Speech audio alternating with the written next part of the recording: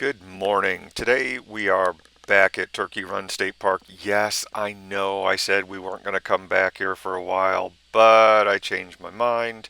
So here we are. Today we are going to be on Trail 3, which is one of the very rugged rated trails in Indiana.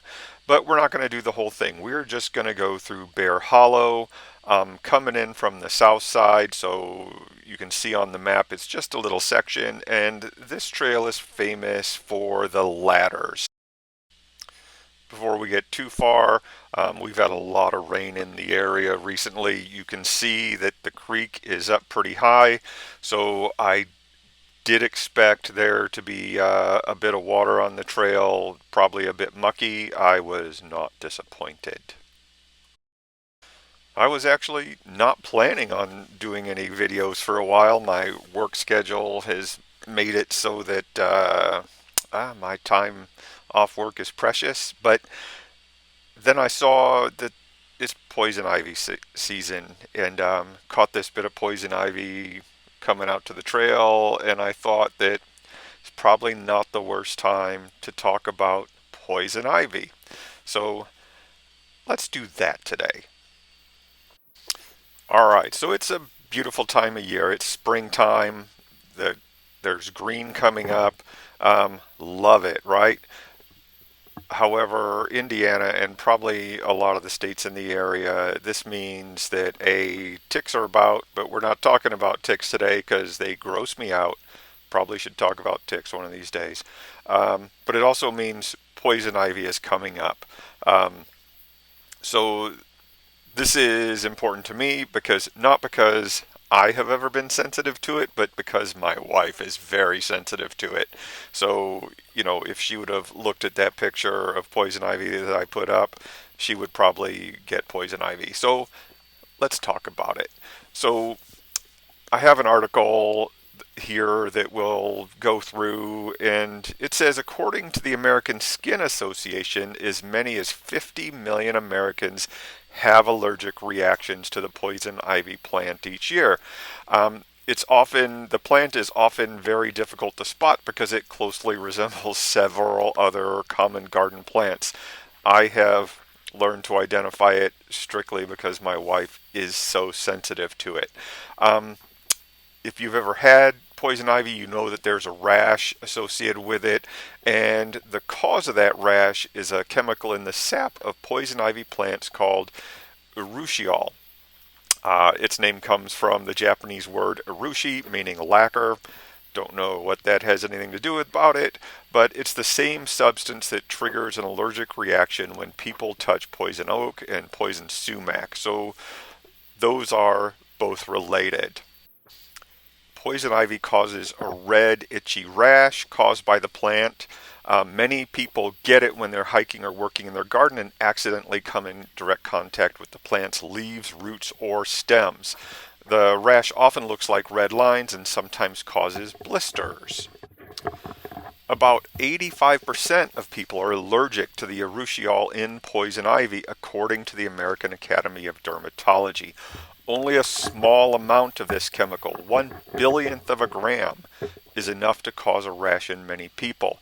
Some people, like myself, may boast that they've been exposed to poison ivy many times and have never gotten a rash, but that doesn't mean they're not allergic. Sometimes the allergy doesn't emerge until after being exposed several times, though some people develop a rash after their very first contact.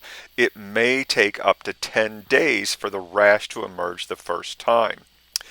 Because this chemical is found in all parts of the poison ivy plant, the leaves, stems, and roots, it's best to avoid the plant entirely to prevent a rash.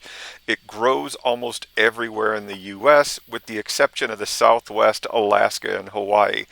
I recently moved from Arizona, so it was not a thing in Arizona. The general rule to identify poison ivy, leaves of three, let them be, doesn't always apply. Poison ivy usually does grow in groups of three leaves with a longer middle leaf, but it can also grow with up to 9 leaves in a group. Talk about just keeping us guessing. So, how does our body react to poison ivy? So, normally the body's immune system is in the business of protecting us from bacteria, viruses, and other foreign invaders that can make us sick. But when the urushiol from poison ivy touches the skin, it instigates an immune response called dermatitis to what would otherwise be a harmless substance. Hay fever is another example of this type of response. The cause of hay fever, the immune system overreacts to pollen or another plant produced substance. So here's how the poison ivy response occurs. Urushiol makes its way down through the skin where it is metabolized or broken down. Immune cells called T lymphocytes, or T cells if you will, recognize the urushiol derivatives as a foreign substance or antigen. They send out inflammatory signals called cytokines, which bring in white blood cells. Under orders from the cytokines, these white blood cells turn into macrophages. Oh my gosh, the macrophages eat foreign substances, but in so doing, they also damage normal tissue, resulting in the skin inflammation that occurs with poison ivy. The allergic reaction to poison ivy is known as delayed hypersensitivity. Unlike immediate hypersensitivity, which causes an allergic reaction within minutes of exposure to an antigen, delayed hypersensitivity reactions don't emerge for several hours or even days after the exposure. Most people don't have a reaction the first time they touch poison ivy, but develop an allergic reaction after repeated exposure. Everyone has a different sensitivity and therefore a slightly different reaction to poison ivy. Sensitivity usually decreases with age and with repeat exposures to the plant. In places where your skin has come into contact with poison ivy leaves or urushiol, within 1 to 2 days you could develop a rash, which will usually itch, redden, burn, swell, and form blisters. The rash should go away within a week, but it may last longer. The severity of the reaction often has to do with how much urushiol you have touched. The rash may appear sooner in some parts of the body than in others, but it doesn't spread. The urushiol simply absorbs into the skin at different rates in different parts of the body. Thicker skin, such as that on the soles of your feet, is harder to penetrate than thinner skin on your arms and legs. You should call your doctor if you experience more serious reactions, which include pus around the rash, a fever of above 100 degrees, a rash that does not heal after a week.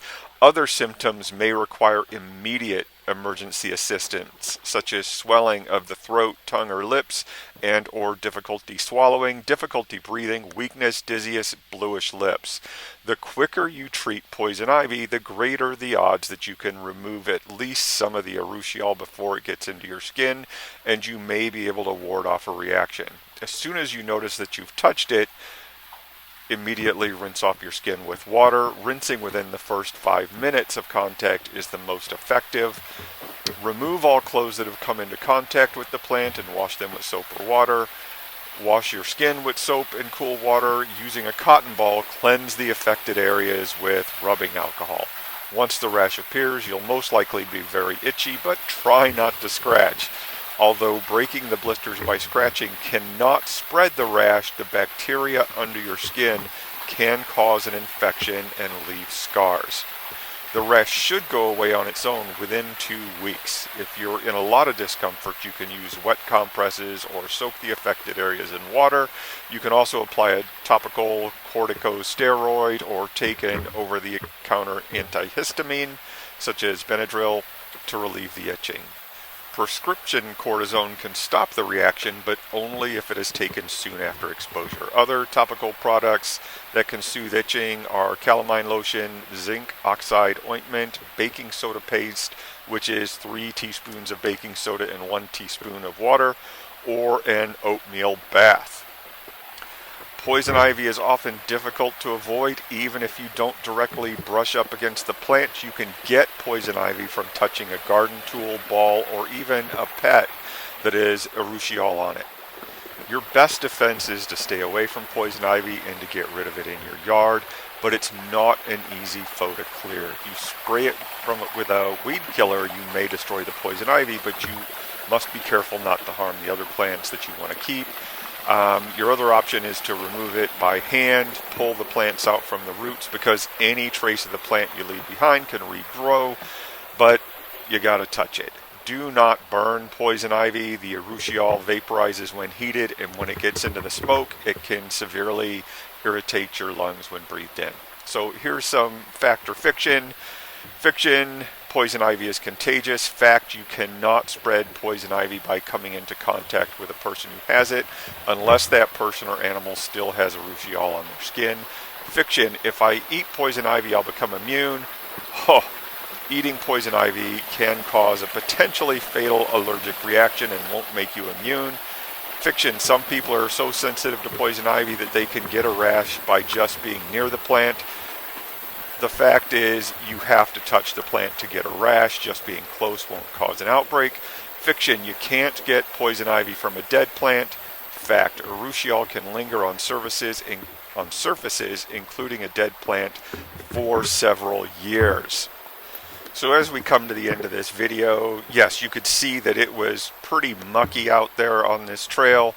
Yeah, I had to put my shoes in the washer when I got home. They're absolutely covered with mud. I think we're coming up to, I just took a few extra pictures, so let's talk about them. What is this first one? This is just going back and looking down at the ladders. This is Trail 3, further down. We are looking down the canyon that is up above Rocky Hollow. That's another very rugged section of this trail, as rated by the Indiana State Park Service. And it was pretty full of water. Here we are just at the top of the punch bowl. That just interested me with the way the water was flowing down. And this is just above the punch bowl on Trail 4, where you have to cross this stream and it's full of these large rounded boulders. So, pop quiz: how do you think these boulders got there? I'm not going to give the answer. You should know the answer if you paid any attention to what we talk about. I will give you a tip. The answer is not squirrels that come out after dark with their little tools and make rounded boulders. Probably one of the important things is these are rounded boulders. I did not go and look and see what they were made of because, well, just because I was lazy today. But there is that. And of course, I picked up some trash today. Not as much as I expected, but I started being a little picky about what I picked up once I grabbed that jacket. It was soaking wet, so it was heavy and bulky and took up a lot of space in my bag. So I just tried to be very selective. Later, I did take it home and throw it through the washing machine. It is too small, along with a fun pair of socks, which turns out are also too small for anyone in our house, so that will go to the Goodwill. Anyway, thanks for coming along. Hopefully this was interesting. I got no idea. I don't know when the next one will be out, but I'll talk to you.